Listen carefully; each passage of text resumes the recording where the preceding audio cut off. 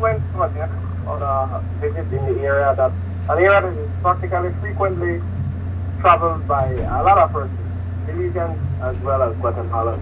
In that particular area, when people go there, they don't take any documents, anything, because it's practically, and it's very close to our border, practically no man's land they have. We sat down, me and my colleague, and we ordered fried chicken. Eat our meal. After eating our meal, there we were approached by personnel from the Guatemalan Armed Forces, the military. They asked us if we're Guatemalans. We told them no, we're Belizeans. They told us that we needed to leave. My colleague who is fluent in Spanish told them that we are going to leave. We cooperated. And then on our way out, my colleague also asked the officer if it was okay for us to buy a few treats because Sunday is Father's Day. And he told us, okay, no problem. Upon arriving at the store, my colleague had requested if we can stop. We were then approached by the officer who was not on duty. He and the entire patrol then encountered us and told us that we had to go over with them. Continue walking more into Guatemalan territory with them.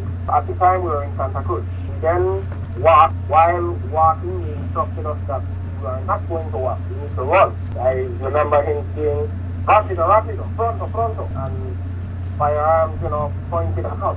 And we ran for about 4 miles. And then when we were escorted over that side, in the morning when we woke up, because our hearing was 8:30, the officers within themselves and they escorted us to the courthouse where my colleague, again Mr. Luchelo Romero, who is very fluent in Spanish, he gave a formal report to the judge of what had transpired.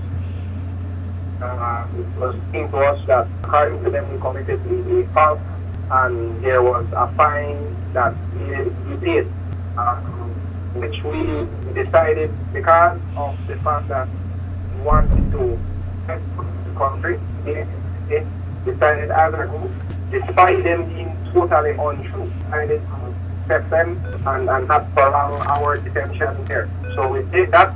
We accepted the totally false allegations and we paid the fine. The ambassador, the Philippine ambassador to Guatemala, he arrived and spoke with the Guatemalan personnel, and they were telling him about our visit being prolonged, which was totally unexpected because it was already mentioned. When he came in, he basically spoke to the officials there, and they told him that our visit would have to be prolonged because they needed to receive permission from higher authorities. And he basically explained to them that it was only a falter and we had to pay the fine and we would be released. So he made the necessary calls to the higher authorities in Guatemala to facilitate our release. Thereafter, like an hour and a half after the ambassadors arrival, the OAS personnel came. They asked us for our name and our phone numbers because investigation would be lodged into the matter. And then basically after that we went outside. We had to travel through Guatemala again because we were not allowed to come back through an informal or an illegal point of entry.